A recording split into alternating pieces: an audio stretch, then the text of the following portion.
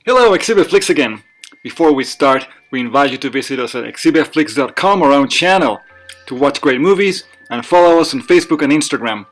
Today we will talk about Italian director Sergio Leone. He was an Italian film director who was a producer and screenwriter and was born in 1929. He is credited as the inventor of the spaghetti western genre and widely regarded as one of the most influential directors in the history of cinema.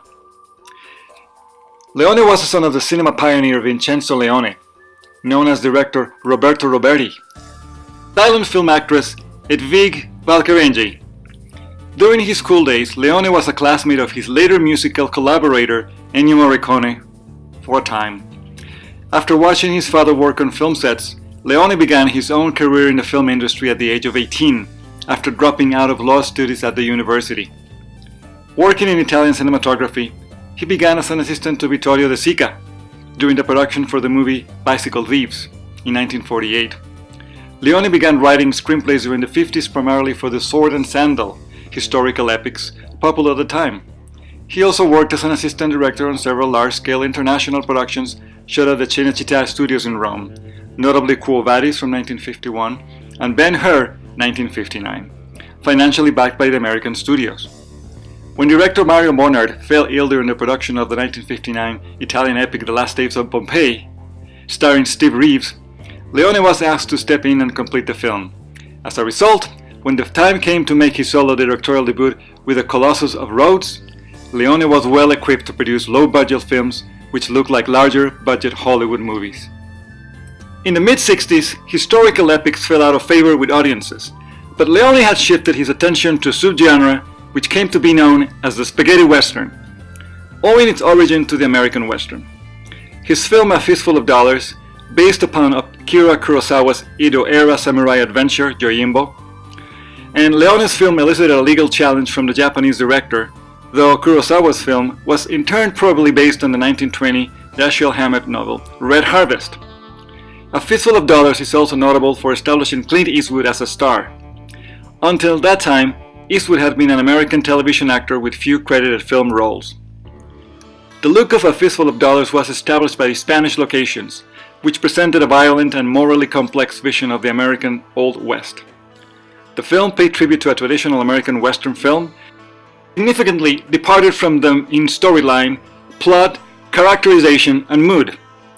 Leone gains credit for one great breakthrough in the Western genre still followed today.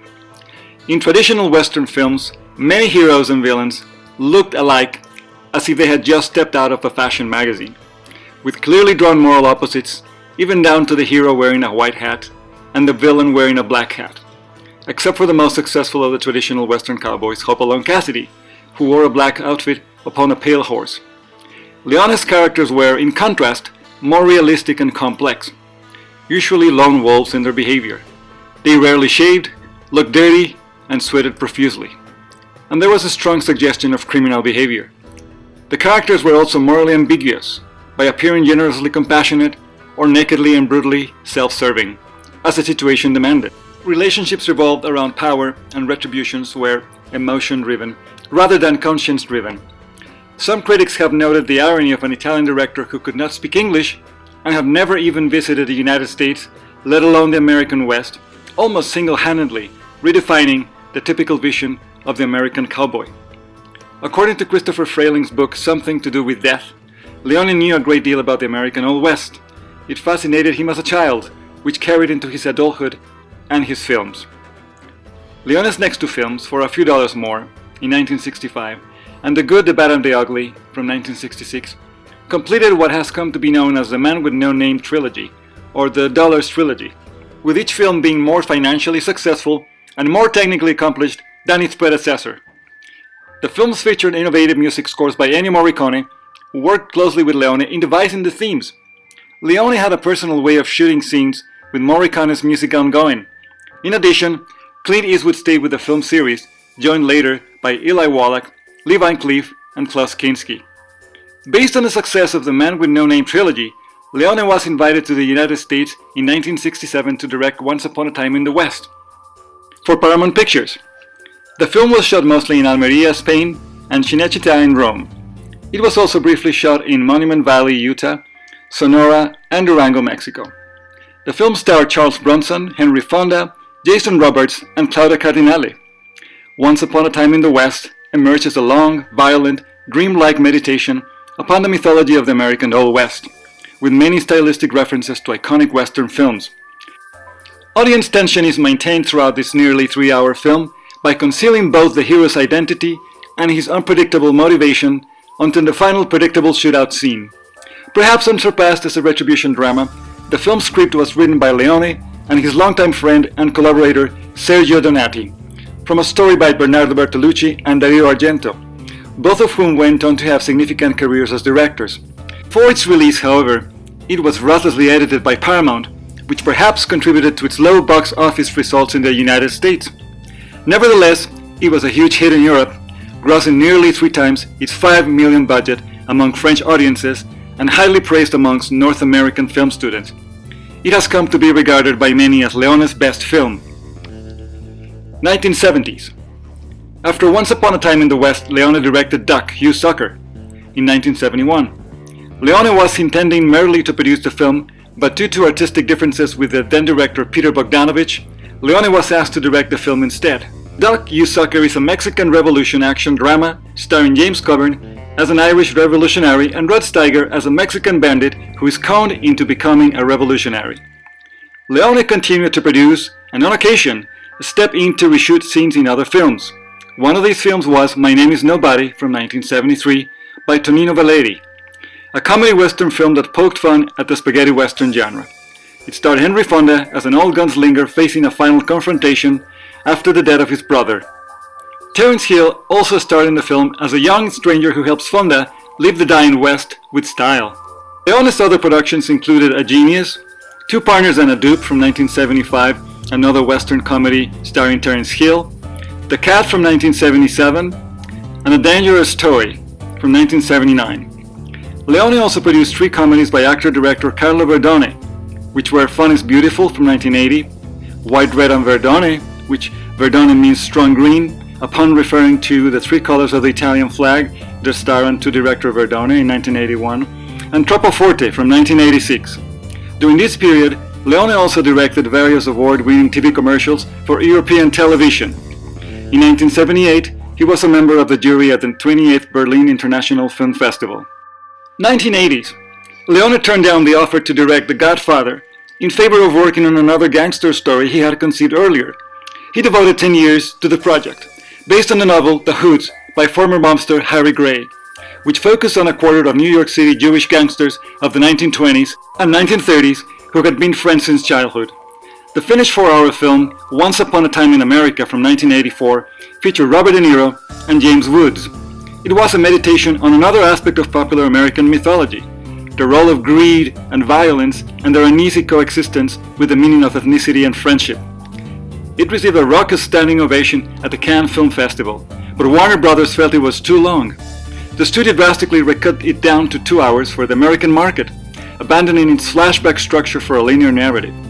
This version suffered heavy criticism and flopped. The original version, released in the rest of the world, achieved somewhat better box office returns and a mixed critical response. When the original version of the film was released on home video in the US, it gained major critical acclaim, with some critics hailing the film as a masterpiece. According to biographer Sir Christopher Frayling, Leone was deeply hurt by the studio, imposed editing, and poor commercial reception of Once Upon a Time in America in North America. It was his last film. In 1988, he was head of the jury at the 45th Venice International Film Festival. Leone had unrealized projects, for example Don Quixote. According to Frayling's biography of Leone, Something to Do with Death, he envisioned a contemporary adaptation of Cervantes' 17th century novel Don Quixote with Clint Eastwood in the title role and Eli Wallach as Sancho Panza. He had discussed doing the project throughout the 1960s and 70s, and he started seriously considering it towards the end of his life. Cult.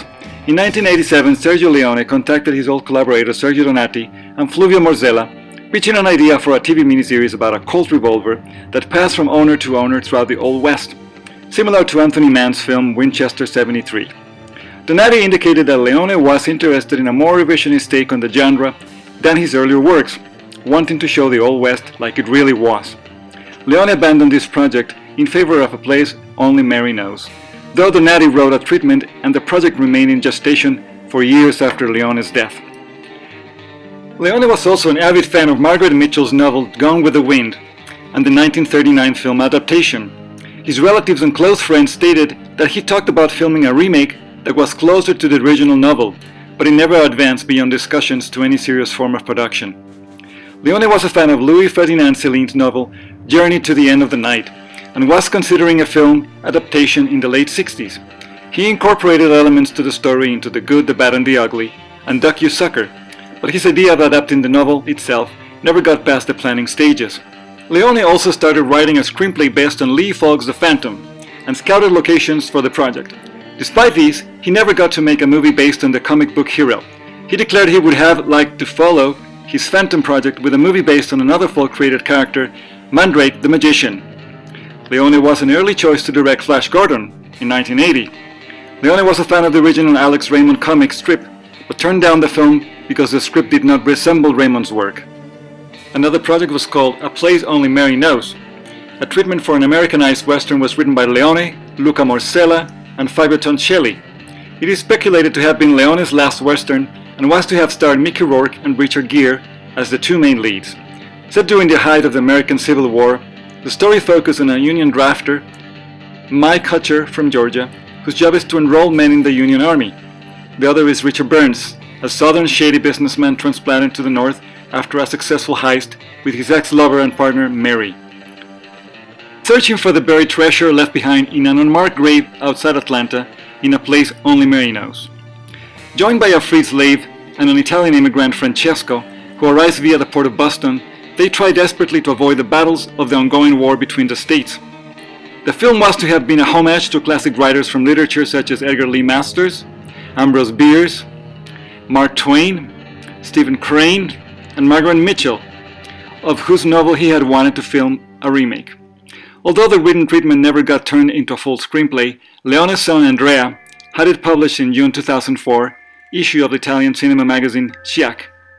It is unsure if the treatment publication will ever lead to a full production in America or Italy. Leningrad the 900 Days. While finishing work on Once Upon a Time in America in 1982, Leone was impressed with Harrison Salisbury's non-fiction book, The 900 Days, The Siege of Leningrad, and he planned on adapting the book as a war epic. Though no formal script had been completed or leaked, Leone came up with the opening scene and basic plot. According to the documentary Once Upon a Time, Sergio Leone, the film opened in media res as the camera goes from focusing on a Russian hiding from the Nazis' artillery fire to panning hundreds of feet away to show the German panzer divisions approaching the walls of the city. The plot was to focus on an American photographer on assignment whom Leone wanted to be played by Robert De Niro, becoming trapped in Russia as the German Luftwaffe began to bombard the city. Throughout the course of the film, he becomes romantically involved with a Russian woman, whom he later impregnates, as they attempt to survive the prolonged siege and the secret police because relationships with foreigners are forbidden. According to Leone, in the end the cameraman dies on the day of the liberation of the city when he is currently filming the surrender of the Germans. And the girl is aware of his death by chance, seeing a movie news. The camera sees it explode under a shell. Awards and honors. Sergio Leone won the David Di Donatello Award in 1972 for Duck You Sucker. He was nominated for the British Academy of Film and Television Arts Award for Best Direction in 1984 for Once Upon a Time in America. And he was also nominated for a Golden Globe in 1984 for Once Upon a Time in America. He received the America Award in Memory from the Italy USA Foundation in 2014. Death. Sergio Leone died on April 30, 1989, of a heart attack at the age of 60. His body was buried at the cemetery of Pratica di Mare. Thank you for watching! What is your favorite Sergio Leone film? And what other topics would you like us to analyze? Have you subscribed to this channel? Ring the bell to be notified of new videos, and share our content. Like us. Also follow us on Facebook, Instagram and Twitter. And what are you waiting for? Visit us at exhibitflix.com for great movies and follow other film lovers.